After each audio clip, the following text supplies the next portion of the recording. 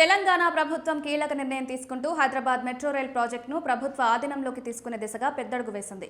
తాజాగా జరిగిన రాష్ట్ర మంత్రివర్గ సమావేశంలో ఈ అంశంపై సమగ్రంగా చర్చించి టేక్ ఓవర్ ప్రక్రియకు అధికారిక ఆమోదం తెలిపింది. ఇప్పటి వరకు పబ్లిక్ ప్రైవేట్ పార్ట్నర్షిప్ మోడల్లో నిర్వహణలో ఉన్న ఈ ప్రాజెక్టును మరి పూర్తిగా ప్రభుత్వ పరం చేసేందుకు అవసరమైన ఆర్థిక, చట్టపరమైన చర్యలు వేగంగా అమలవుతున్నాయి. ఈ ప్రక్రియలో భాగంగా ఇండియన్ రైల్వే ఫైనాన్స్ కార్పొరేషన్ నుంచి సుమారు 13,615 కోట్ల రుణం పొందేందుకు ఒప్పందం కుదిరింది. ఈ రుణానికి సంబంధించి షేర్ పర్చేజ్ అగ్రిమెంట్, ప్రభుత్వ గ్యారంటీ, అండర్టేకింగ్ లేఖ వంటి కీలక పత్రాలకు రాష్ట్ర కేబినెట్ ఆమోదం తెలిపింది.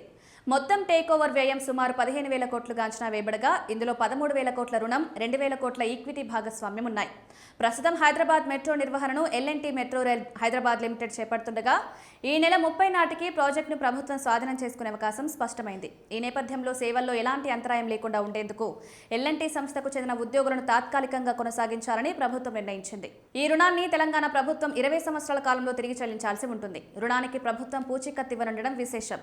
ఈ టేక్ ఓవర్ ద్వారా మెట్రో సేవలను మరింత విస్తరించడం, ప్రయాణికులకు మెరుగైన సౌకర్యాలు కల్పించడం, టికెట్ ధరలు, సేవల నాణ్యతపై ప్రభుత్వ నియంత్రణ పెరగడం వంటి ప్రయోజనాలు కలగనున్నాయి. హైదరాబాద్ వంటి వేగంగా అభివృద్ధి చెందుతున్న మహానగరంలో మెట్రో రైల్ కీలక ప్రజా రవాణా వ్యవస్థగా మారింది.